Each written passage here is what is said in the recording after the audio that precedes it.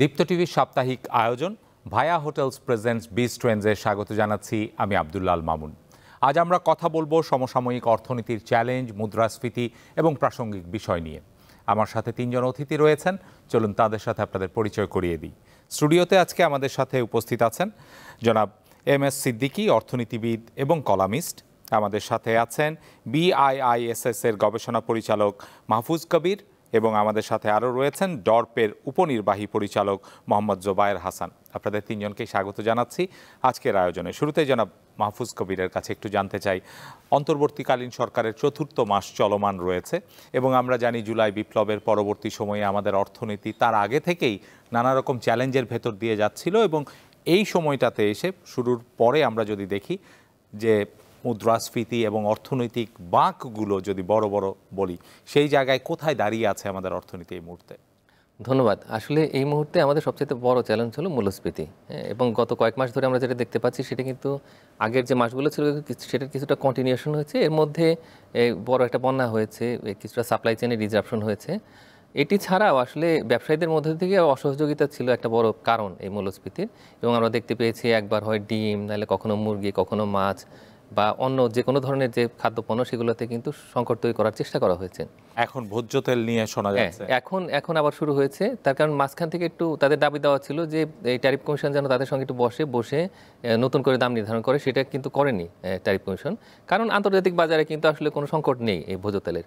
তো সুতরাং তারা এই ব্যবসায়ীদের চাপ সেটাকে উপেক্ষা করেছে। কিন্তু ব্যবসায়ীরা এতটা সংগঠিত এবং তারা সবসময় চাপ সৃষ্টি করে আসলে বাজারে অস্থিতিশীলতা তৈরি করতে চায়, তো সেটা আমরা দেখতে পেয়েছি। তো এই সময় একদিকে আমরা প্রাকৃতিক দুর্যোগ দেখেছি যে ওই ফেনী ওই বেলটাতে যে বন্যা হয়েছে সেখানে কিছুটা শক হয়েছে। এটি ছাড়াও যে শেরপুরের ওই দিকটাতে কিছুটা বন্যা হলো, তো সেই সময় সাময়িকভাবে আমরা কিছু খাদ্যপণ্যের সংকট দেখতে পেয়েছি। কিন্তু এটি ছাড়া সমস্ত খাদ্যপণ্যের কিন্তু যোগান স্বাভাবিক। এটি ছাড়া আমদানি স্বাভাবিক রয়েছে, আন্তর্জাতিক বাজারেও দাম স্থিতিশীল, কোনো কোনো পণ্যের ক্ষেত্রে দাম নিম্নমুখী। এবং একই সঙ্গে সরকার যেটা একটা ভালো কাজ করেছে সেটি হলো যে এই শুল্ক কমানোর ক্ষেত্রে কিন্তু তারা এটা খুব একটা ইতিবাচক মনোভাব দেখিয়েছে। বেশ কিছু পণ্যের শুল্ক কমিয়ে দিয়েছে এবং রমজানকে সামনে রেখে কিন্তু বেশ আগেভাগে সিদ্ধান্ত নিয়েছে আসলে শুল্ক কমানোর। তো সুতরাং ব্যবসায়ীরা কিন্তু একটা ভালো পরিবেশ পাচ্ছেন ব্যবসা করার এবং আমদানি করার। তো তারপরেও রাজনৈতিক বিবেচনায় তো এর আগে অনেক কিছু হয়েছে যে অনেক ব্যবসায়ীরা রাজনৈতিক সুবিধা পেয়েছেন, অন্যায় করেছেন, অর্থ পাচার করেছেন, তারা এখন সংগঠিত হয়ে কিছুটা অস্থিতিশীলতা তৈরি করার চেষ্টা করছেন। তবে সরকার কিন্তু একটা ব্যালেন্সিং অ্যাপ্রোচ নিচ্ছে। আপনি একটু খেয়াল করলে দেখবেন যে না, ঠিক আছে, সেপ্টেম্বর অক্টোবরে একটু চাপ ছিল, নভেম্বরে এসে কিন্তু আস্তে আস্তে এই যে বিশেষ করে যে কৃষি পণ্যগুলো, খাদ্যপণ্যগুলো, সেগুলো কিন্তু বাজারে উঠে আসছে। যার ফলে যে সবজিগুলো, সেক্ষেত্রে কিন্তু আমরা এখন একটা স্থিতিশীল অবস্থা দেখতে পাচ্ছি। গত 2 সপ্তাহে কিন্তু ডিমের দাম অত্যন্ত স্থিতিশীল অবস্থাতে আছে, বা মাছ মাংস যেগুলো আছে সেগুলোর দামও মোটামুটি স্বাভাবিক, কিন্তু ওভারঅল কিন্তু এখনও চাপ কমেনি সেই জায়গায়। বিশেষ করে এই যে অনেকগুলো পণ্যের দাম আপনি যেমন আলাদা করে বললেন, আলু বিষয়ে অনেকেই বলছেন যে আলুর দাম কখনো 70-80 টাকায় হয়নি, এখন কিন্তু এর নিচে আর নামছে না। এরকম নিত্য পণ্যের অনেক বিষয়গুলো রয়েছে এবং সার্বিকভাবে বলা হচ্ছে যে মুদ্রাস্ফীতির কারণে জিনিসপত্রের দাম যেভাবে বাড়ছে, এই জায়গায় কি আপনার মনে হয় যে সামষ্টিক অর্থনীতি বা কোনো জায়গায় কি আমাদের কোনো পদক্ষেপের জায়গায় ভুল হচ্ছে? সেটা রিজার্ভের সাথে অনেক দীর্ঘদিন আমরা শুনেছি রাশিয়া ইউক্রেন যুদ্ধ, আমরা শুনেছি আমাদের রিজার্ভের বিষয়, ডলার এক্সচেঞ্জ রেট, এলসি খোলা যাচ্ছে না, সেই সমস্যাগুলো থেকে কি আমরা বেরিয়ে আসতে পেরেছি? এখন যেহেতু মূল্যস্ফীতি একটা বড় রকমের সমস্যা তৈরি করেছে আর কি গত কয়েক মাসে, বিশেষ করে যে অন্তর্বর্তী সরকার দায়িত্ব নেওয়ার পর থেকে কিন্তু এই চ্যালেঞ্জগুলো তৈরি হয়েছে। ব্যবসায়ীদের ক্ষেত্রে সংকট, তারপর রাস্তাঘাটে আমরা দেখতে পেয়েছি যে এরকম ভাঙচুর বা রাস্তা অবরোধ, বিভিন্ন রকমের কারখানায় একটা অসন্তোষগুলো ছিল, এখন কিন্তু অনেকটাই কম সেটি। কিন্তু এটি আসলে মূল সমস্যা তৈরি করেছে। অন্যান্য জায়গাতে যেন রিজার্ভের যে ক্রাইসিস, সেই ক্রাইসিসটা কিন্তু আস্তে আস্তে একটু মিট আপ হচ্ছে, তার কারণ যেহেতু উন্নয়ন সহযোগীরা সেটা আমাদের সাথে কাজ করছেন আর নিবিড়ভাবে, এবং যে মুদ্রা পাচার যেটা হয়েছিল যেগুলো আস্তে আস্তে বিভিন্ন দেশ তারা কিন্তু বলছেন যে না, সরকারের সঙ্গে কাজ করবেন কীভাবে আসলে অর্থটা ফেরত আনা যায়। হয়তো অনেক সময় লাগবে এটা আনতে, 10-15 বছরও লাগতে পারে, এটা একটা বিষয়। অন্যদিকে আমাদের রিজার্ভের ক্ষেত্রে যেটা একটা ভালো কাজ হয়েছে সেটি হলো যে বাংলাদেশ ব্যাংক কিন্তু বলে দিয়েছে যে না, ঠিক আছে, আমদানিটা অনেক সহজ হবে। এখন এলসি মার্জিনের ক্ষেত্রে অনেক ফ্লেক্সিবিলিটি এসছে। তো এইবার যেটি হয়েছে সেটি হলো যে বড় আকারের একটা বৈদেশিক দায় সেটা পরিশোধ করা হয়েছে রিজার্ভে হাত দেওয়া ছাড়াই, যেটা কিন্তু আমরা নিকট অতীতে দেখতে পাইনি। সুতরাং সব মিলে কিন্তু আস্তে আস্তে যেটি হচ্ছে যে চতুর্থ মাসে এসে এখন আমরা দেখতে পাচ্ছি যে না, যে অস্থিতিশীলতা আমরা ভয় করছিলাম যে না পরিস্থিতি হয়তো বিগড়ে যায়, কিন্তু এখন কিন্তু আস্তে আস্তে পরিস্থিতি ইতিবাচক দিকেই যাচ্ছে। মুদ্রা বাজার, বিশেষ করে যে বৈদেশিক মুদ্রার বিনিময় হার, সেটা কিন্তু অনেকটাই স্থিতিশীল হয়ে গেছে। মানে 120 টাকায় ডলার পাওয়া যাচ্ছে। এবং যেহেতু আমাদের যে যারা রেমিটেন্স সেন্ডার তারা কিন্তু স্বস্তির সঙ্গে বাংলাদেশে কিন্তু রেমিটেন্স পাঠাচ্ছেন এবং আস্থায় নিচ্ছেন, যেটা একটা বড় বিষয়। এইটা একটা ইতিবাচক দিক। আমি মনে করি যে যে অস্থিতিশীলতাটা ছিল ম্যাক্রো ইকোনমিতে সেটা আস্তে আস্তে প্রশমন হচ্ছে। আচ্ছা, জনাব সিদ্দিকীর কাছ থেকে একটু শুনবো, আপনি কিভাবে দেখছেন? যেটি বলছেন যে আমাদের ম্যাক্রো ইকোনমিক যে ইনস্টেবিলিটিটা ছিল সেটা প্রশমন হচ্ছে বা একটা ইতিবাচক দিকে যাচ্ছে, আপনি কিভাবে দেখেন? আমি একমত। কারণ হচ্ছে বিশেষ করে আমাদের মূল সমস্যা মুদ্রাস্ফীতি বলেছেন, তার সাথে আমাদের ব্যাংকিং সেক্টরের যে অরাজকতা ছিল সেটা আমাদের অর্থনীতিকে মারাত্মক রকম ক্ষতি করছিল। সেখানে কিন্তু এই 3 মাসে বা 4 মাসে এই সরকারের একটা সাফল্য আছে। 11টা ব্যাংক ট্রাভেল ব্যাংক ছিল যে নগদ প্রণোদনা পরশুদিন দেওয়া হয়েছে, এটা কিন্তু মাত্র 6টা ব্যাংকে দেওয়া হয়েছে। বাকিগুলো কিন্তু নিজের পায়ে দাঁড়ানোর চেষ্টা করছে। সেই নিজের পায়ে দাঁড়ানোটা হচ্ছে যেমন ইসলামী ব্যাংকের নগদ প্রণোদনা আগের সরকার দিয়েছিল। এই সরকার কিন্তু এখন তাকে দেওয়া হয়নি, শুধু গ্যারান্টি দিয়েছে। সেই গ্যারান্টির এগনিস্টে ওরা অন্য ব্যাংকের সিস্টেম থেকে টাকা নিয়ে সেটা চলার চেষ্টা করছে, এবং এই 6টা ব্যাংকের নামের ভিতরে কিন্তু ইসলামী ব্যাংকের নাম নেই। আর ইসলামী ব্যাংকের সাইজটা হচ্ছে এমন, সবগুলো ব্যাংকের বিশেষ করে প্রাইভেট ব্যাংকের যে টোটাল যে ট্রানজ্যাকশন তার প্রায় অর্ধেকটাই কিন্তু ইসলামী ব্যাংক করে। ওরা যদি একটা স্বস্তিতে থাকে, একটা ভালো অবস্থানে যায়, তাহলে বলা যায় একটা রিমার্কেবল অ্যাচিভমেন্ট হয়েছে। আর মুদ্রাস্ফীতির ব্যাপারে প্রথমত বলি, এটা আসলে অনেক আগে থেকেই শুরু হয়েছে, প্রায় 2 বছর ধরে। এটা কোনো ইমিডিয়েট কোনো সমস্যা নয়। এইটাকে সমাধান করতে যে এই সরকার যেটা করেছেন সেটা হচ্ছে যে মুদ্রা সংকোচন নীতি যেটা করেছেন, এইটা আসলে তেমন কাজ হয় নাই। এটা ওয়ান অফ দ্য ইনস্ট্রুমেন্ট। বাকি ইনস্ট্রুমেন্টগুলো যে ফিসক্যাল যে মেজারগুলো সেগুলো নেওয়া সম্ভব হয় নাই। কিন্তু এর ভিতরে দেখলাম সরকার কিছু পলিসি ডিক্লেয়ার করেছে। সরকার বলছে যে ফিসক্যাল মেজারগুলো নেবে, সেটা হচ্ছে যেমন এক্সপেন্ডিচার কমানো, ডেভেলপমেন্ট বাজেটে প্রায় অর্ধেকের কাছাকাছি নিয়ে আসবে। অর্থাৎ বাজেটটা এবার হবে এমন, সরকারের ইমপ্লিমেন্ট করার যে ক্যাপাসিটি সেই অ্যামাউন্ট পর্যন্ত ডেভেলপমেন্ট বাজেট অ্যালোকেশন হবে। ইভেন ওভারহেড যে এক্সপেন্ডিচার এটা কমানোর চেষ্টা করবে। আমি জানি না এটা কীভাবে করবে সরকার, এটা সবচেয়ে কঠিন কাজ। তো সুতরাং সরকার যে আইডেন্টিফাই করেছে এবং চিন্তা ভাবনা করছে, তাতে হয়তো আগামী 1 বছরের ভিতরে হয়তো এটা ভিজিবল হবে মুদ্রাস্ফীতির ব্যাপারটা। এখানে একটা কথা বলে রাখা দরকার, আমাদের যে ইনফ্লেশনটা সেটার সাথে সরকার মুদ্রা সংকোচন নীতি নিয়ে এটাকে সমাধান করার চেষ্টা করেছেন, এটা আসলে ভালো কাজ করে না। এই জন্য পৃথিবীর বিভিন্ন দেশে আপনি লোনে দেখবেন মূলত কনজিউমার লোন অথবা হাউস লোন। আমাদের দেশের লোনটা আসলে ইন্ডাস্ট্রিয়াল লোন, বিজনেস লোন। তো এখানে সংকোচন হলে ওইটা সরাসরি অর্থনীতিতে এফেক্ট করে না, সরাসরি করে না। আচ্ছা, এখন এইটাকে অ্যাড্রেস করার জন্য ওই যে ফিসক্যাল মেজারগুলো দরকার। তো আমরা দুইটাকে কম্বাইন করে এত অল্প সময়ের ভিতরে অবশ্য এতগুলি কাজ একসাথে করাও যায় না।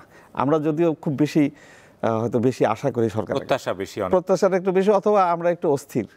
বহু বছর ধরে যেহেতু অনিয়ম চলছে বা বহু বছর ধরে এটা সমাধান হচ্ছে না, প্রায় 2 বছর ইনফ্লেশন, এটাকে আমরা তো আর চাপ নিতে পারছি না। সেজন্য আমরা আগামীকালে এটা সমাধান চাই।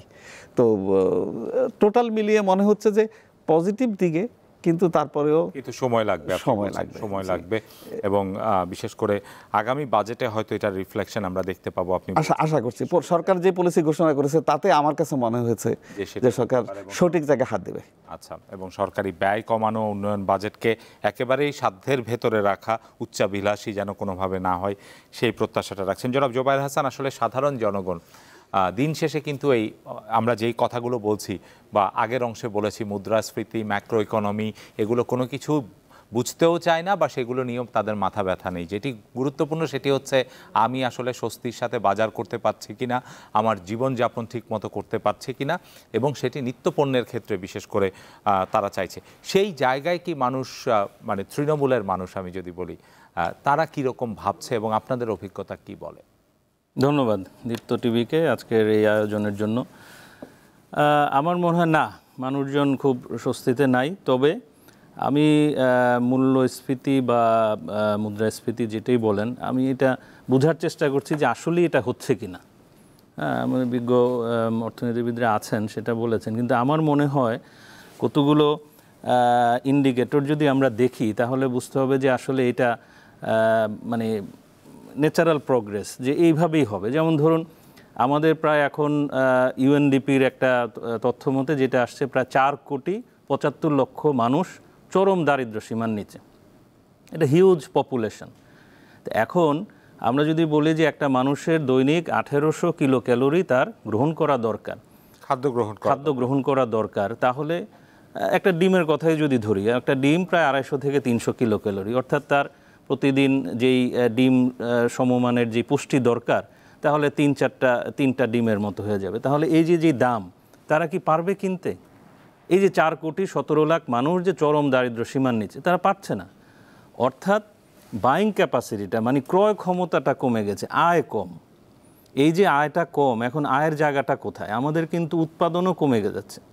মাহফুজ ভাই যেটা বলেন অত্যন্ত কথা, যে এখনকার সবজি বাজার চলে এসছে, উৎপাদনটা হওয়াতে দেখেন কিন্তু আপনার স্ট্যাবিলিটি আমরা একটা গ্রহণ করতে পারছি বা এক্সপেক্ট করি।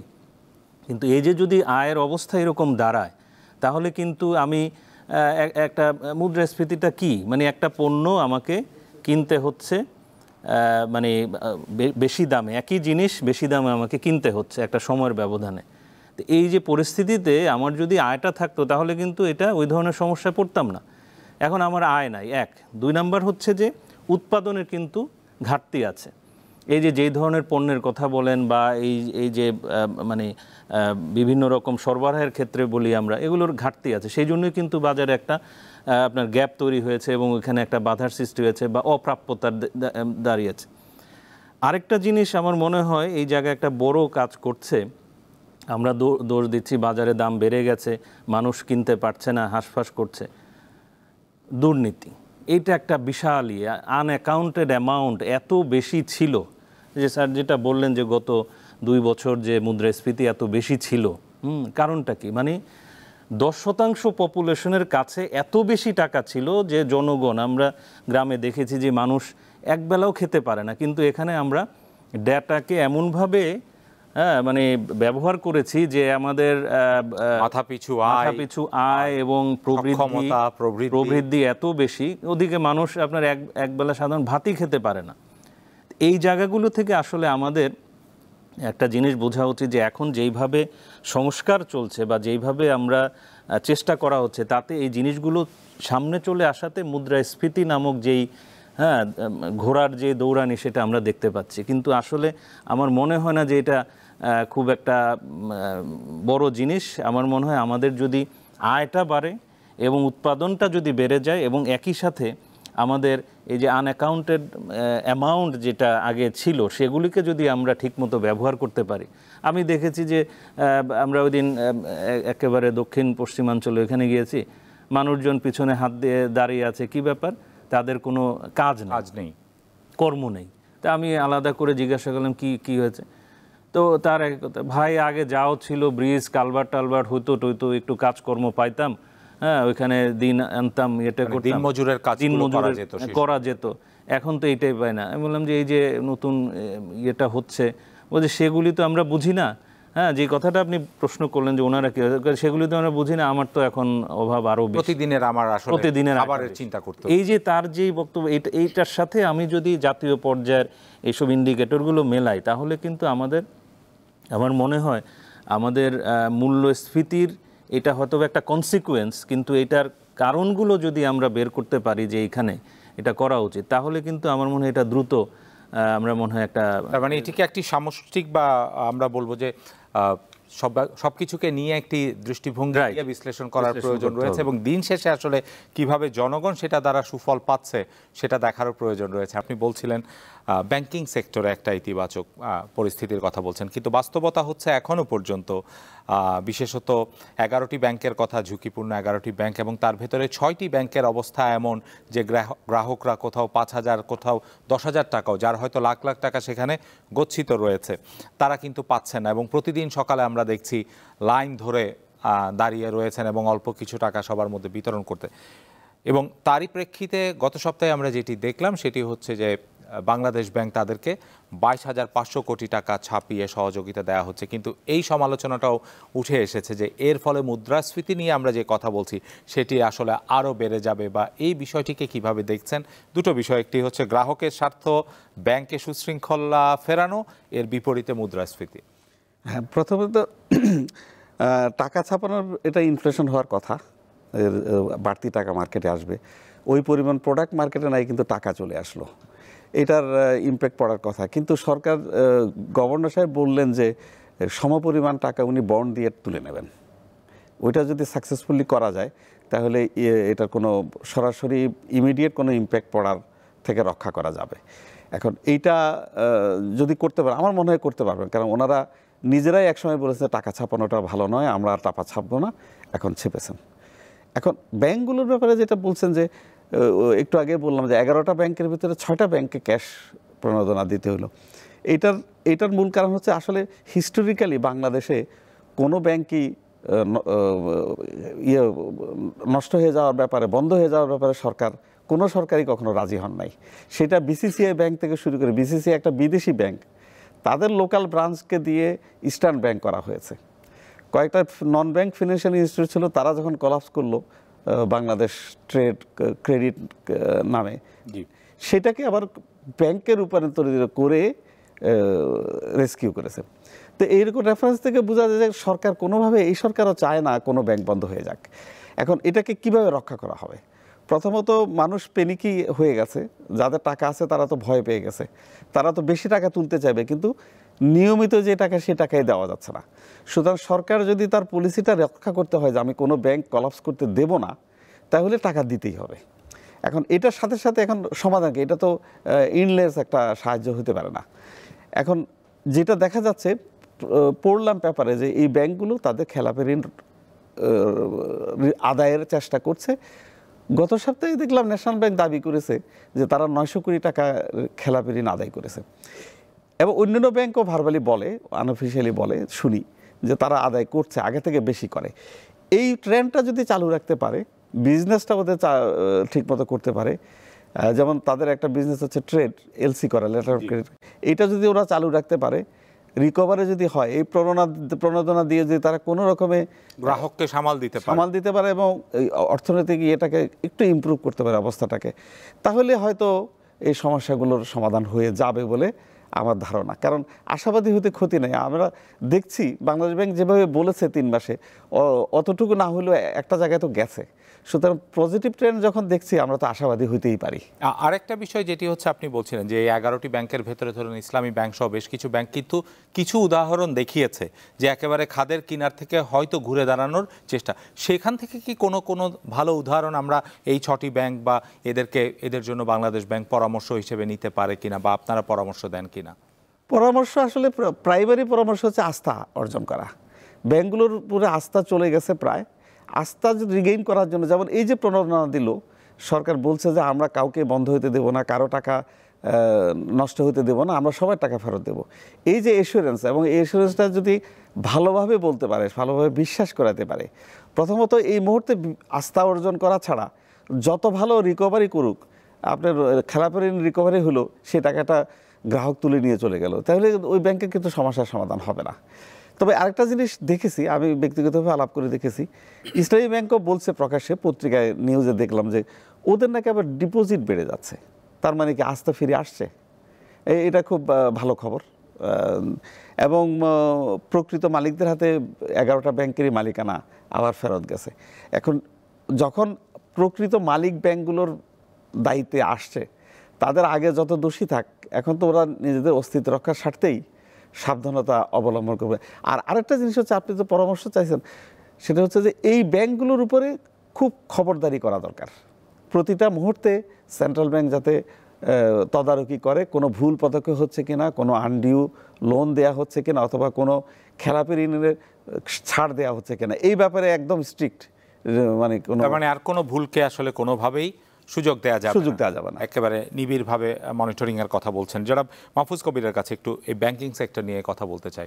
একেবারে এটি তো প্রকাশ্য এখন যে একটি গ্রুপ অফ কোম্পানিজ একাধারে একের পর এক ব্যাংক আমরা বলবো দখল করে নেওয়া এবং সেগুলো থেকে বিশাল পরিমাণে ঋণ নিয়ে যাওয়া এবং দেশের বাইরে পাচার করা, এবং আজকের যে পরিস্থিতি 6টি ব্যাংকের কথা বলছি বা 11টি ব্যাংকের কথা বলছি, এই পুরো জিনিসটি তো ব্যাংকিং সেক্টরে সুশাসনের অভাব বা আরও খারাপভাবে বললে অপশাসনেরই ফল। তো সেই জায়গা যেন পুনরাবৃত্তি না ঘটে সামনের দিনগুলোতে ব্যাংকিং সেক্টরকে ঘিরে, সেখানে কি করার রয়েছে। কালকে আরেকজন এসে, আরেকটি কোম্পানি এসে হয়তো অন্য সরকারের সাথে তাদের সম্পর্ক ভালো বা চলমান সরকারের সাথে সম্পর্ক ভালো, তারাও তো এটি করতে পারে। এই পথটি বন্ধ করে আমরা কি করে জনস্বার্থ রক্ষা করতে পারি? হ্যাঁ, এটা একটা খুব ভালো প্রশ্ন করেছেন। একটু যদি খেয়াল করি, সেটা হচ্ছে যে যেটা বাংলাদেশ ব্যাংক থেকে বলা হলো যে 46টা ব্যাংকের আসলে তারল্য সংকট নেই। তার মানে হলো যে বাকি ব্যাংকগুলোতে কিন্তু তারল্য সংকট রয়েছে। এর মধ্যে সবচেয়ে খারাপ অবস্থা যে 6টি ব্যাংক, এবং ইসলামী ব্যাংক তো বের হয়ে আসছে আস্তে আস্তে, এবং 11টা ব্যাংকে অবস্থা খুবই খারাপ এরকম করে বলা হয়েছিল। যে একসময় আসলে গভর্নর মহোদয় কিন্তু হতাশ হয়ে গিয়েছিলেন। তিনি বলেছিলেন যে ব্যাংকগুলো মরে যাক, মানে 11টা ব্যাংকে এই অবস্থা। কিন্তু সেই জায়গা থেকে যে আমরা ব্যাক করেছি, এটা নিশ্চয়ই তিনি একটা ভালো ভিত্তি পেয়েছেন, এবং বিশেষ করে যে এই যে কতগুলো ব্যাংকে কিন্তু আবার এই বোর্ডটাকে আবার রিঅর্গানাইজ করা হলো, এটা একটা ভালো দিক। কিন্তু এই 16-17টা ব্যাংকে কিন্তু পরিস্থিতি এখনও ভালো হয়নি, এবং ঝুঁকি তো রয়েছে। যেটা আপনি বললেন যে না, ঠিক আছে, পরবর্তী সময়ে অন্য কোনো সরকার, যদি রাজনৈতিক সরকার যদি ক্ষমতায় আসে, তাহলে সেক্ষেত্রে দেখা যাবে কি যে ওইখানে আবার নতুন একই রকম হবে হয়তো, হতে পারে। এই কারণে কিন্তু এই যে ব্যাংকিং রিফর্মের যে টাস্কফোর্স, তারা যে কাজ করছে, তাদের যদিও একটু খুবই রিস্কি এই জিনিসটা, কিন্তু এটা একটা সমাধান অবশ্যই দরকার, পার্মানেন্ট সলিউশন দরকার, যে কোনোভাবেই যেন কোনো ব্যাংকে রাজনৈতিক উদ্দেশ্যে ব্যবহার করা না হয়। যেটি করা হয়েছে, যেটার কারণে যে পদ্মা সহ বেশ কয়েকটা ব্যাংকে আমরা দেখলাম যে অবস্থা খুবই খারাপ, এখনও পর্যন্ত আসলে হিমশিম খাচ্ছে অনেকেই যে ওইখান থেকে টাকা নিতে। এখন এটি একটা দিক যে না, কোনো ধরনের রাজনৈতিক প্রভাব খাটানো যাবে না। আর দ্বিতীয় বিষয়টা হচ্ছে যে একটা অ্যালার্ট সিস্টেম চালু করা, যেটা হয়েছিল ইসলামী ব্যাংকে বা ইসলামী ধারার যে ব্যাংকগুলো, সেটাতে হচ্ছে যে তাদের যে ক্যাপাসিটি রয়েছে তার চাইতে বেশি আসলে ঋণ তুলে নেওয়া হয়েছে, এবং এক ব্যক্তি তিনি কি করেছেন, এই 6টা-7টা ব্যাংকের মালিক হয়ে তিনি সব খালি করে ফেলেছেন। একদিকে প্রাইভেট ব্যাংক খালি হয়েছে, অন্যদিকে পাবলিক ব্যাংকেও দেখা যাচ্ছে যে সরাসরি সরকারের অত্যন্ত ঘনিষ্ঠ এবং উপদেষ্টা পর্ষদের মধ্যে আছেন, তিনি কি করছেন যে সব পাবলিক ব্যাংকগুলোকে খালি করে ফেলছেন। তো এইভাবে করে পাবলিক ব্যাংকে যেটা হয়েছে যে 40% হয়ে গেছে খেলাপি ঋণ। তো এখন এই অবস্থা তো আসলে চলতে পারে না। অবশ্যই একটা অ্যালার্ট তৈরি করে দিতে হবে যে না, এর চাইতে বেশি ঋণ কোনোভাবেই নেওয়া যাবে না, বা একটা গোষ্ঠী নিতে পারবে না। সেরকম করে যদি আমরা একটা শক্ত আইন তৈরি করি, তাহলে সেক্ষেত্রে এখান থেকে বের হয়ে আসা সম্ভব। এই যে অর্থ ছাপার বিষয়ে যেটি বললেন, এটা নিয়ে আমাদের একটু কনফিউশন আছে। এখন আমরা আসলে কত পরিমাণে এক বছরে অর্থ ছাপাতে পারি নতুন করে, যদি আমাদের জিডিপি গ্রোথ হয়, মানে নমিনাল গ্রোথটা যদি হয় প্রায় 8-9%, তাহলে সেক্ষেত্রে প্রায় 1 লক্ষ কোটি টাকার মতো আমরা নতুন অর্থ ছাপাতে পারি কনভিনিয়েন্টলি। কিন্তু এখন যেটা হয়েছে, যে ওইটা হলে তার ফলাফলটা কী হবে? মূল্যস্ফীতি বেড়ে যেতে পারে। আমাদের দেশে তো আসলে সবাই বসে থাকে যে কীভাবে বাজারের উপরে চাপ তৈরি করা যায়, তার কারণ ব্যবসায়ীরা অত্যন্ত সংগঠিত, অন্যদিকে সরকারের যে নীতি সেগুলো কিন্তু খুব বেশি কার্যকরী হয় না বাজারে, আমরা দেখতে পেয়েছি। তো সুতরাং একটু ধীরে সুস্থে আমাদের অর্থ ছাপানোর বিষয়ে চিন্তা করতে হবে, এবং আমি মনে করি যে এই মুহূর্তে এবং বিগত সরকারের সময়ে গোপনে বলা হচ্ছিল যে অর্থ ছাপানো হয়েছে, যেটার প্রভাব কিন্তু বাজারে ইতিমধ্যে আছে, এবং তখন কিন্তু অর্থ বেশ কিছু ছেড়েও দেওয়া হয়েছিল। তার কারণ একদিকে খালি হয়ে যাচ্ছে ব্যাংকগুলো, অন্যদিকে সেগুলোকে পূরণ করার চেষ্টা করা হচ্ছে অর্থ ছাপিয়ে। এটা কিন্তু অত্যন্ত ক্ষতিকর, এবং যেটা হয়েছে এখন কিন্তু আমি মনে করি যে কিছুটা সাইলেন্টলি হলেও কম্প্রোমাইজ করতে হয়েছে কেন্দ্রীয় ব্যাংকে, যেহেতু অর্থনীতির স্বার্থে, বাজার ব্যবস্থার স্বার্থে। তো যেটা হয়েছে সেটি হলো যে প্রথমে কিন্তু একটা চাপ ছিল যে না, যারা একেবারে খালি করেছেন তো তাদের সম্পদ বিক্রি করে হলেও অন্তত এইগুলো করা হবে আর কি, যে ব্যাংকগুলোকে আবার আগের অবস্থায় নিয়ে যাওয়া হবে। তো সেটা তারা করতে পারেনি, কারণ আইনগত জটিলতা রয়েছে, যেহেতু আমাদের ওরকম কোনো ট্রাইব্যুনাল নেই। স্পেশাল ট্রাইব্যুনাল করতে পারলেও হয়তো এটা নেওয়া যেত, কিন্তু একটা কোনো সম্পদও বিক্রি করা যায়নি। কিন্তু যেটা হয়েছে যে অল্প করে কিছু টাকা ছাপানো হলেও এটা যে সামাল দেওয়া গেছে, এবং এখন যেহেতু এটা আস্থার পরিবেশের মধ্যে নিয়ে আসা হচ্ছে, আমি মনে করি যে এটা একটা অত্যন্ত ইতিবাচক দিক। আপনি মনে করছেন ব্যাংকিং সেক্টরে এটা হয়তো ইতিবাচক প্রভাব ফেলবে। আমি জনাব জোবায়ের হাসান, একটু যদি আমরা দেখি এর প্রভাব আবার জনগণের কাছে চলে আসি, আমরা টিসিবির মাধ্যমে খোলা বাজারে, যেটি আমরা বলি ন্যায্য মূল্যে পণ্য দেওয়া, সেখানে কিন্তু আমরা লাইনগুলো দেখতে পাচ্ছি, এবং সেই লাইনের ভিন্নতাটাও কিন্তু বুঝতে পারছি, যে অতি দরিদ্র বা দরিদ্র জনগোষ্ঠীর জন্য হলেও সেখানে মধ্যবিত্তকেও আমরা লাইন ধরতে দেখছি। আমরা সেখানে দেখছি যে অনেক বেশি কাড়াকাড়ি হচ্ছে এই জায়গায়।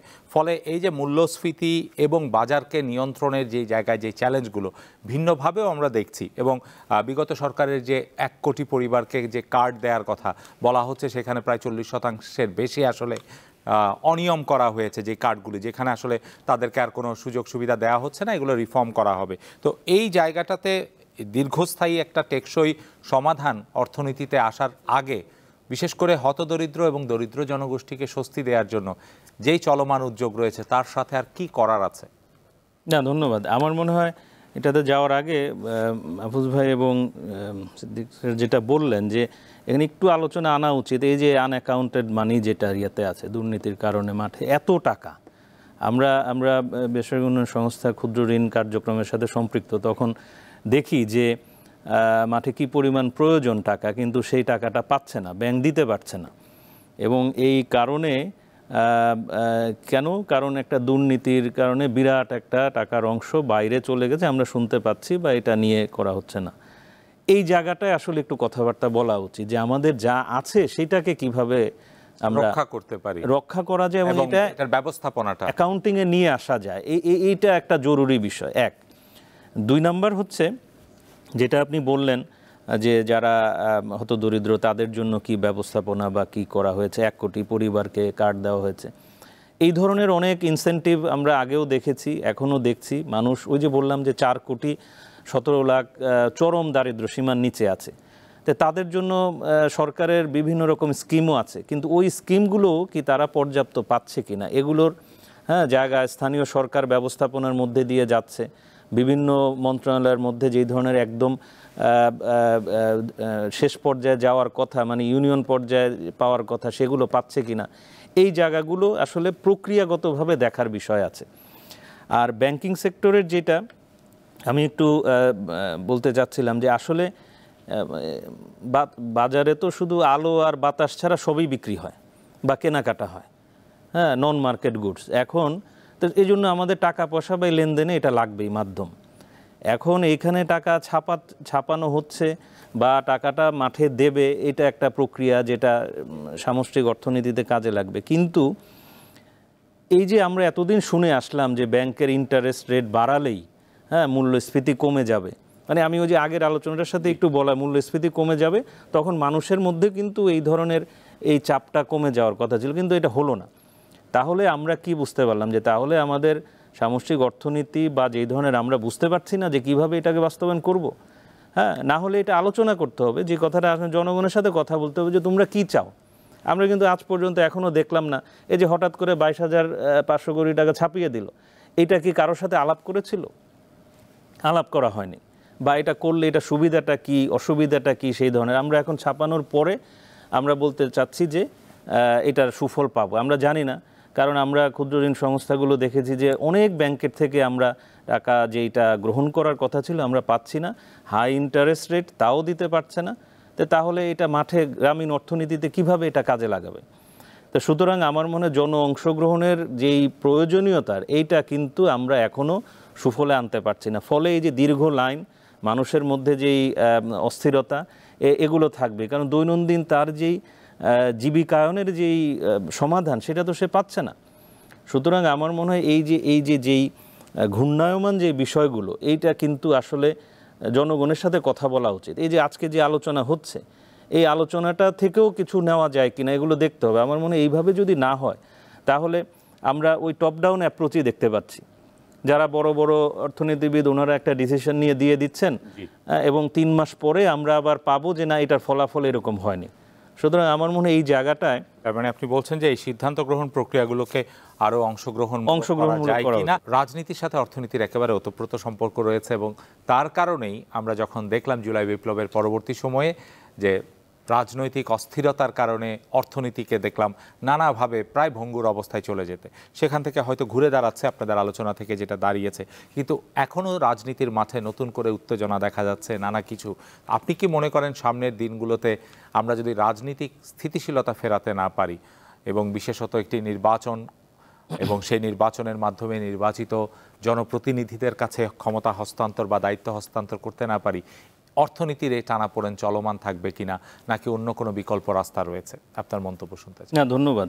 আমার মনে হয় এটা অনেক জায়গায় আলোচনা হচ্ছে, তবে আমার মনে হয় আমরা এমন এক জায়গায় এখন এসেছি যে আসলে সবাই কথা বলতে পারছে, তাদের যেই মানে মনের কথা সেগুলো দিতে পারছে। রাজনীতির মধ্যে যেই ধরনের একটা কি বলবো, একটা ভয়াবহ চাপ ছিল, সেটা আর এখন নেই। তবে আমার মনে হয় এই জায়গাটা আমাদের একটু খেয়াল করা, যেমন 90-এর আন্দোলনের সময় আমরা দেখেছি যে ওই সময় এক ধরনের একটা পরিস্থিতি ছিল, তারপর যখন গণতান্ত্রিক সরকার আসলো তখন এক ধরনের একটা উদ্যোগ গ্রহণ করেছে এবং তখন কিন্তু অর্থনীতির একটা ভিন্ন মাত্রা ছিল।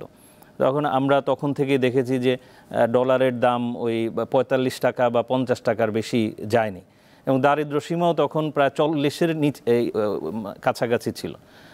কিন্তু সময়ের পরিবর্তনে আমরা দেখি দারিদ্র্য সীমার নিচে অনেক লোক মানে এখন কমে গেছে দারিদ্রতাটা, তারপর আপনার ডলারের মূল্য আবার বেড়েছে। তো এই দুইটার সংযোগটা আমরা কিভাবে করতে পারি? আর দ্বিতীয়ত হলো যে আমরা একটা পরিস্থিতি থেকে আরেকটা পরিস্থিতিতে যখন যাই তখন আমরা পূর্বের জিনিসটা ভুলে যাই। হ্যাঁ, যেটা হলো যে এই যে গত 15 বছর বা 18 বছরের যেই চাপ বা যেই ধরনের রাজনৈতিকভাবে আমরা যেইভাবে আবদ্ধ ছিলাম, হ্যাঁ, সেটা কিন্তু এখন সবাই মানে 3 মাসে আমরা করে ফেলবো এই এক্সপেকটেশন রাখা ঠিক না। কারণ একটা জিনিসের জন্য আপনাকে সময় দিতে হবে এবং বিশেষ করে সংস্কারের যেই জায়গাগুলো আছে সেগুলিতে মানুষের সাথে অংশগ্রহণমূলক আলোচনা ছাড়া এটা করা যাবে না। এখন যেটা কি হচ্ছে সেটা হলো যে যারা যতটুকু জানে তাদেরকে নিয়ে একটা অ্যাপ্রোচ দেওয়া হচ্ছে, এছাড়া আপনার বহির্বিশ্বের চাপ আছে বিভিন্ন রকম। আপনি শুরুতে বলেছিলেন যে ইউক্রেন রাশিয়ার যুদ্ধর ওই চাপটা কি এখন চলে গেছে কিনা। তো অর্থাৎ আমরা রাজনৈতিকভাবে এক ধরনের চাপ থাকা সত্ত্বেও আমরা আন্তর্জাতিক একটা চাপের মধ্যেও আগেও ছিলাম, এখনও আছি। আর সাথে সাথে অর্থনীতিতে যে চাপটা এসছে সেটা হলো ওই যে একই কথা, আমাদের উৎপাদন কিন্তু নাই। হ্যাঁ, উৎপাদন মানে আমি শুধু বলছি না যে শাকসবজি বা ধান চাল সেটার ইয়েতে, যে কোনো ক্ষেত্রে মানুষের স্কিল যেটা দক্ষতার উন্নয়ন করা, তারপরে আপনার কর্মসংস্থান তৈরি করা, এই জায়গাগুলো যতক্ষণ না হবে ততক্ষণ পর্যন্ত কিন্তু এখানে আমরা মূল্যস্ফীতি নিয়ে যেই ধরনের কথা বলছি এগুলো কিন্তু একটা জায়গায় চলে আসবে না। সুতরাং আমার মনে হয় এই রাজনীতি এবং অর্থনীতি এই দুইটার যেমন একটা সংযোগ সবসময় আছে, থাকবেই, কিন্তু আমাদেরকে এটা খুব কেয়ারফুলি মেনটেন করতে হবে যে এই জায়গাটায় আমরা কিভাবে দুইটা নিয়ে আগাবো। এখন যেমন কোনো কিছুর দাবি দেওয়া হলে সবাই আমরা মাঠে নেমে যাচ্ছি, বিভিন্ন ধরনের কর্মকাণ্ডে জড়িত হয়ে যাচ্ছি। তো এইটা কতটুকু আমাদের অর্থনীতিকে মানে আঘাত করবে সেটাও একটা মাপার বিষয় আছে। এইসব জায়গাগুলোর দিকে যদি আমরা না যাই। আরেকটা জিনিস আমি যেটা বলতে যাচ্ছিলাম সেটা হলো যে আমাদের আসলে কোথায় যেতে চাই, কমিটমেন্টটা, এইটা কিন্তু একটা দরকার। সবাই বলছেন যে নির্বাচন রোডম্যাপ দেওয়া বা ইত্যাদি দেওয়া, কিন্তু সেটা ছাড়াও আমাদের দেশকে আমরা এই যে মানে রিজার্ভ কতটুকু নিয়ে যেতে চাই এবং আমরা সেটা কি অন্তর্বর্তীকালীন সরকারের কাছ থেকে প্রত্যাশা করছেন নাকি জাতীয় ঐক্য? আমরা তো যাদেরকে সামনে পাই তাদের কথাই বলবো। আচ্ছা, হ্যাঁ, আমরা তো আর এখন আগে ওই ইলেকশন হবে তারপর আবার তাকে আসবে তাকে বলবো, আমরা তো যাকে পাবো, আমরাই দেশের নাগরিক, যাকে পাবো সেই কথাই বলবো, সেটাই আমাদের চাহিদা। ওই যে গ্রামের ইউনিয়নের যেই সলিমুল্লাহ, উনিও কিন্তু ওই কথাটাই বলবে যে আমার এত কথার দরকার নাই, আমি যদি প্রতিদিন আমার উৎপাদনটা করতে পারি, আমার পরিবারকে নিয়ে খেয়ে পরে বাঁচতে পারি, তাহলেই কিন্তু সঠিক। সুতরাং তারা কিন্তু চেনে না অন্তর্বর্তীকালীন সরকার কোনটা বা বিপ্লবী সরকার কোনটা বা রাজনৈতিক সরকার কোনটা।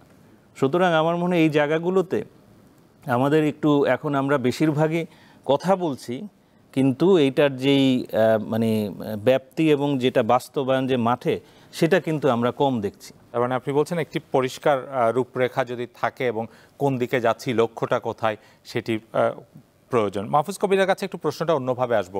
আপনি আগের অংশে কিছুটা সেখানে আলোকপাত করেছেন। আমরা যদিও বা বলি রাজনীতি ব্যবসা দুটো আলাদা জিনিস, কিন্তু আমরা দেখি ব্যবসায়ীরাই, সবাই নয় কিন্তু বড় একটি অংশ, বড় পুঁজি নিয়ে তারা কিন্তু কোনো না কোনোভাবে রাজনীতি থেকে সুফল নেন, রাজনীতিকে প্রভাবিত করেন, কিংবা রাজনৈতিক সুফল দেওয়ার জন্য বাজার বা অর্থনীতিকে নানাভাবে প্রভাবিত করেন এবং কখনো কখনো প্রকাশ্যে এসে রাজনৈতিক দলের সাথে ঘোষণা করেন আমরা পাশে আছি অথবা আজীবন থাকছি। এই যে অবস্থাটা, তাহলে অর্থনীতিটা তো আসলে শুধু মুনাফা, ব্যবসা যেই জায়গায় থাকার কথা, এর বাইরে তার হাত পা ছড়িয়েছে। সেই হাত পাগুলো কি করবেন? হ্যাঁ, আপনি খুব একটা গুরুত্বপূর্ণ প্রশ্ন করেছেন এবং এটা নিয়ে কিন্তু আমরা এখন চিন্তিত যে আসলে যে অবস্থাটা হলো, যে তারা যদি নিয়মের মধ্যে থাকতেন আগে, হ্যাঁ, তাহলে সেক্ষেত্রে কিন্তু এই প্রশ্নটা আসতো না। মানে তিনি রাজনৈতিকভাবে ক্ষমতাশালী হয়ে গেছেন, সাথে সাথে পুরো ব্যাংক খালি করে ফেলা, সরকারি ব্যাংক, বেসরকারি ব্যাংক। তো এবং বাইরে থেকেও প্রভাবিত করার চেষ্টা করা, তো পদবি নেওয়া। এখন একটা সংগঠনের, ব্যবসায়ী সংগঠনের কোনো একটা পজিশনে এলেন, তখন তিনি অন্যায়ভাবে বাজারকে প্রভাবিত করলেন। তো এই জিনিসগুলো কিন্তু খারাপ। হ্যাঁ, আমেরিকাতে ইলন মাস্ক কিন্তু এই ট্রাম্পের নির্বাচনে কিন্তু প্রচণ্ডভাবে কাজ করেছেন, কিন্তু তার মানে কি এই যে তিনি আমেরিকান আইন ভঙ্গ করেছেন? করেননি কিন্তু। সুতরাং আমাদের সামনের দিনগুলোতে একটা সবচেয়ে বড় কাজ হবে, এই মুহূর্তে আসলে এটা অন্তর্বর্তী সরকার হয়তো করতে পারবে না, কিন্তু তারা একটা ভিত্তি তৈরি করে দিয়ে যেতে পারে যে না ঠিক আছে, একটা লেভেল প্লেইং ফিল্ড থাকবে, যেখানে আসলে কেউই যে বাজারের যে স্বাভাবিক ব্যবস্থা, ব্যাংককে ক্ষতিগ্রস্ত করা, কোনোভাবে আসলে আইনকে প্রভাবিত করে বা আইনকে ভেঙে বা তাদের মতো করে নতুন করে আইন তৈরি করে ব্যবসায়ীদের জন্য সুবিধা তৈরি করা, অর্থ পাচার করা, এই কাজগুলো তারা করতে পারবে না। তো এই বিষয়গুলো আসলে যদি এই মুহূর্তে সংস্কারের মধ্য দিয়ে এই জিনিসটা একটা ঐক্যমত্য তৈরি হয়, এবং এই যে যারা রাজনৈতিক দল রয়েছেন তারা যদি অন্তত অ্যাগ্রি করেন এগুলোতে, আমি মনে করি যে এটা ভালো ভবিষ্যৎ অপেক্ষা করছে বাংলাদেশের জন্য। তখন পরবর্তী সময়ে যেই আসুক ক্ষমতায়, তাদের কিন্তু তখন এই কমিটমেন্টের জায়গা থেকে তারা অন্তত কিছু কাজ করবেন। তাই আমি মনে করি যে এই মুহূর্তে আসলে বিভিন্ন রকমের যে সংস্কার কমিশন হয়েছে বা কমিটি হচ্ছে বা যে টাস্কফোর্স আমরা দেখতে পাচ্ছি, তো তাদের একটা কাজ হবে হলো যে তাদের যে প্রতিবেদনগুলো রয়েছে, তো সেটার ভিত্তিতে আসলে একটা নাগরিক ঐক্যমত, রাজনৈতিক ঐক্যমত প্রতিষ্ঠা করা।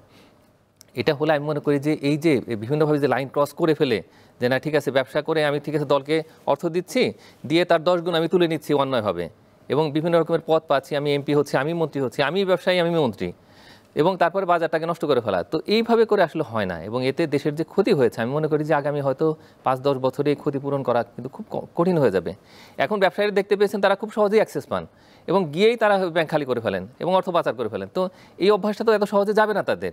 সুতরাং তাদেরকে কিভাবে আসলে এই একটা জায়গার মধ্যে নিয়ে আসা যায় যে ঠিক আছে, দেশের আইন ভঙ্গ হবে না, আমাদের শেয়ার বাজার ভালো অবস্থাতে থাকবে, যে ঠিক আছে একটা ব্যবসায়ী তিনি রাজনৈতিকভাবে প্রভাবশালী, শেয়ার বাজারে গেলেন তো পরের দিন কয়েক হাজার কোটি টাকা চলে গেল এই শেয়ার বাজার থেকে, ধ্বংস হয়ে গেল সবকিছু। এইটা যেন কখনো না হয়, অর্থনীতিকে ঠিক রাখতে হবে। দীর্ঘদিনের যে চর্চা বা অপচর্চাটি যেটি রয়েছে, সেটি থেকে যখনই আপনি সুশৃঙ্খল বা শৃঙ্খলা ফেরাতে চাইবেন, তখন তো তারা তো বাজারে, মার্কেটে বড় প্লেয়ার আসলে, তো সেই জায়গায় তারা তো বাজারকে ডিসরাপ্ট করার চেষ্টা করবে, তারা অস্থিতিশীল করবে, নিত্য পণ্যের সংকট তৈরি করবে নানা রকম, কারণ আমাদের সেরকম পুঁজি, অনেক পুঁজি নেওয়া কিন্তু বড় বড় প্লেয়ার মার্কেটে নাই। তো এই দুটোকে ব্যালেন্স করা কি একটা কাজ কিন্তু হয়েছে ইতিমধ্যে, একটু দেখবেন যে নীরবে হয়েছে। ব্যবসায়ীরা কিন্তু একটু মাসল ফ্লেক্স করার চেষ্টা করেছিলেন মাঝখানে, যে বাজারকে অত্যন্ত অস্থিতিশীল করার চেষ্টা করেছিলেন নেপথ্য থেকে।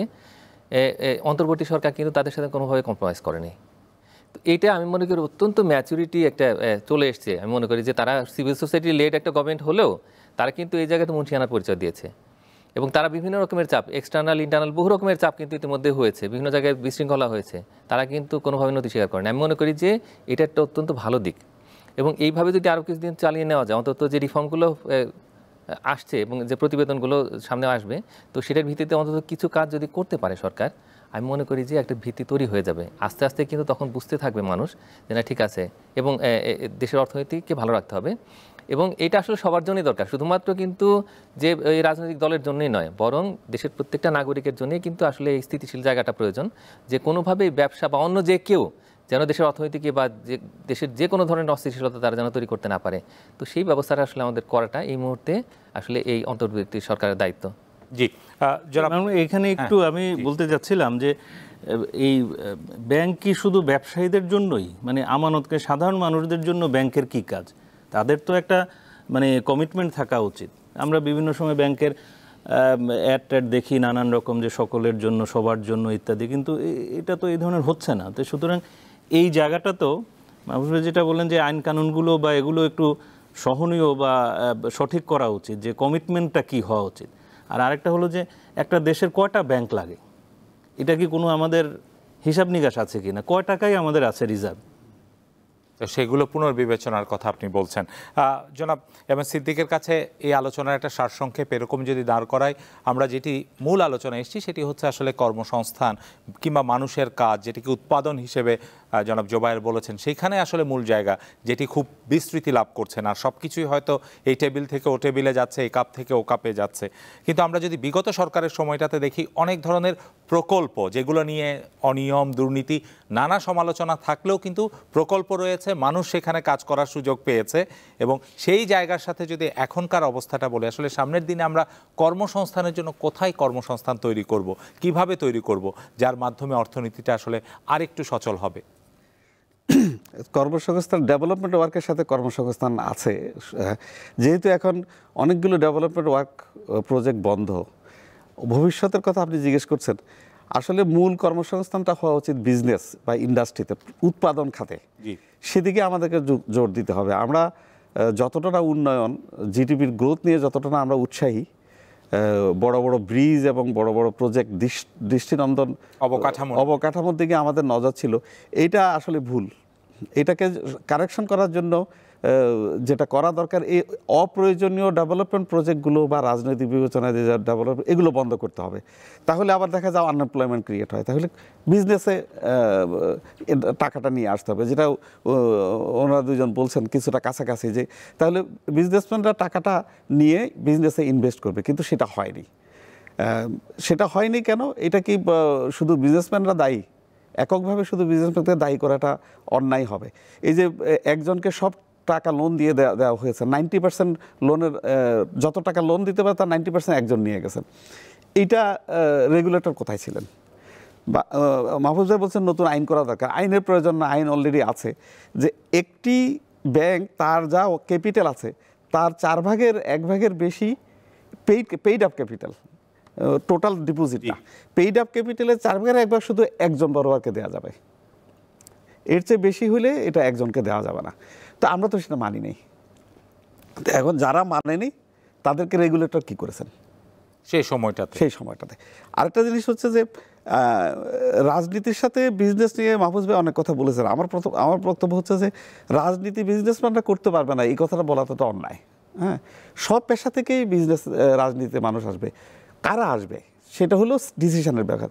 প্রতিটা পেশার বিশেষজ্ঞ যারা, সেখান থেকে কিছু সংখ্যক মানুষ রাজনীতি আসবেন, তাহলে রাজনীতিটা পরিপক্ক হবে। শুধুমাত্র রাজনীতি যারা জিন্দাবাদ মুর্দাবাদ করে রাস্তায়, তারা এসে মন্ত্রী চেয়ারে বসে কিন্তু তারা এফিসিয়েন্ট হয় না। সারা দুনিয়াতে দেখা যায় যে আপনি যদি অন্য দেশের দৃষ্টান্ত দেখবেন যে বিভিন্ন পেশা থেকে বিশেষজ্ঞরা এই রাজনীতিতে আসে। শুধুমাত্র ব্যবসায়ীদের জন্য রাজনীতি নিষিদ্ধ করে দেওয়া বা রেস্ট্রিক্টেড করে দেওয়া, এটা কিন্তু সুফল আনবে না। আচ্ছা, তারপরে জিনিস হচ্ছে যে এখন উৎপাদন খাতে বাড়ানো যাবে কি করে? আমরা আমাদের যে ব্যাংকিং লেন্ডিং পলিসি আছে, সেই লেন্ডিং পলিসিতে কি আছে? লেন্ডিং পলিসি স্পষ্ট দেওয়া আছে যে এসএমইকে মূল প্রায়োরিটি দিতে হবে। আমরা কি করি? গত 53 বছরের ইতিহাস যদি আপনি বের করেন, দেখবেন যে কোটা করে দিয়েছে বাংলাদেশ ব্যাংক, সেই 5% বা 3% লোনের 3% অংশ এসএমইকে দেওয়ার কথা, সেটা তারা দেয় না। তো তারা ওই বড় বড় গ্রুপ অফ ইন্ডাস্ট্রিগুলোকে লোন দিচ্ছে। তার মানে কি টোটাল মিসম্যানেজমেন্ট শুধু ব্যবসায়ী না, এখানে রেগুলেটররা করছে, ব্যাংকাররা করছে, রাজনীতিবিদরা করে, আমলারা করে, সবাই তো অনিয়ম করেছে। এটারই রেজাল্টেন্ট এখন আমরা ভুগছি।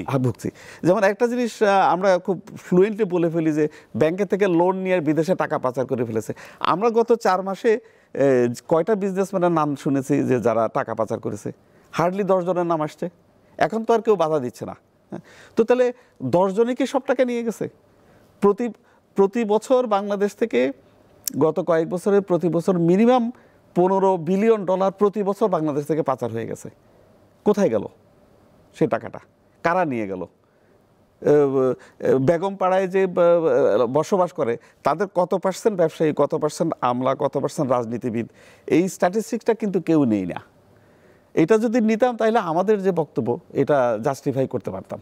তো আমরা আনঅফিশিয়ালি জানি যে একটা পেশার লোককে এককভাবে দায়ী করে সমস্যাটাকে সমাধান করা যাবে। আপনার আলোচনা থেকে একটা চমৎকার কিউ পাওয়া গেল, যেটা একটু প্রত্যেকের কাছেই জানতে চাই। জনপ্রত্যাশা হচ্ছে যে এই বিপুল পরিমাণ অর্থ যেগুলো পাচার হয়ে গেছে, বিশেষত অন্তর্বর্তীকালীন সরকারে যখন প্রফেসর ডক্টর মোহাম্মদ ইউনূসের মতো একজন প্রধান উপদেষ্টা রয়েছেন, এগুলো ফিরিয়ে আনার আসলে কি বাস্তবসম্মতভাবে এগুলো সম্ভব কিনা বা কোনো উদ্যোগ নেওয়া হচ্ছে কিনা একটু জানতে চাই। মাহফুজ কবির যদি বলেন। হ্যাঁ, এখানে ইতিমধ্যে কয়েকটা দেশ কিন্তু তারা তাদের সমর্থনের কথা জানিয়েছে, যেমন যুক্তরাজ্য, সিঙ্গাপুর। তারা কিন্তু বলেছেন যে ঠিক আছে, একটা বাইল্যাটারাল যদি এরকম অ্যাগ্রিমেন্ট কোনো সাইন হয়, লিগ্যাল অ্যাগ্রিমেন্ট, তাহলে সেই ক্ষেত্রে এটা হয়তো ফিরিয়ে আনার উদ্যোগ তারা দিবেন। কিন্তু বিষয়টা অত্যন্ত জটিল, মানে এটা 5-7 বছরের মধ্যে ফেরত আনা যাবে সেটা চিন্তা করাটাও কিন্তু আমি মনে করি বাতুলতা। আমি মনে করি যে এর চাইতে বেশি সময় লাগতে পারে। তো কিন্তু প্রস্তুতি যদি এখনই করা যায়, তাহলে সেক্ষেত্রে অন্তত 8-10টা দেশের সঙ্গে যদি আমরা একটা দ্বিপাক্ষিক একটা আইনগত সহযোগিতা চুক্তি স্বাক্ষর করতে পারি, তাহলে সেক্ষেত্রে আমাদের প্রক্রিয়াটা শুরু হবে এবং সেন্ট্রাল ব্যাংকগুলো যদি হেল্প করে তাহলে আমি মনে করি যে এটা সম্ভব খুব সহজ। এবং সেটা যতটা না ফিরিয়ে আনতে সহযোগিতা করবে, ভবিষ্যতে পাচার রোধ করার জন্য সেটা একটা বড় কার্যকর ভূমিকা রাখবে। অনেক ধন্যবাদ আপনাদেরকে আমাদের সাথে যুক্ত হবার জন্য এবং সমসাময়িক অর্থনৈতিক চ্যালেঞ্জ, মূল্যস্ফীতি এগুলো নিয়ে কথা বলার জন্য। দর্শক, আমাদের অতিথিরা যেমনটি বলেছেন, আমরা যদি আলোচনাকে সারসংক্ষেপ করি, এরকম দাঁড়াচ্ছে অর্থনৈতিক চ্যালেঞ্জগুলো রয়েছে এবং বিশেষত রাজনীতির কারণে অর্থনৈতিক চ্যালেঞ্জগুলো কখনো ঘনীভূত হয়, কখনো সেগুলো সমাধানের চেষ্টা করি, কিন্তু সার্বিকভাবে আমাদের সামষ্টিক অর্থনীতি একটা ইতিবাচক দিকে যাচ্ছে। হয়তো আগামী অর্থ বছরে সেটির সুফল আরও দৃশ্যমান হবে। সেই পর্যন্ত আমাদের প্রত্যাশা থাকবে আমাদের নীতি নির্ধারকরা নিবিড়ভাবে অর্থনীতির প্রতিটি উপাদানকে নিশ্চয়ই তারা পর্যালোচনা করবেন। জন অংশগ্রহণের মাধ্যমে যে কোনো সিদ্ধান্ত গ্রহণের ক্ষেত্রে জনস্বার্থটাকে সবার উপরে গুরুত্ব দিবেন, এই প্রত্যাশা রেখে শেষ করছি আজকের ভায়া হোটেলস প্রেজেন্টস বিজ ট্রেন্ডস। সবাইকে ধন্যবাদ।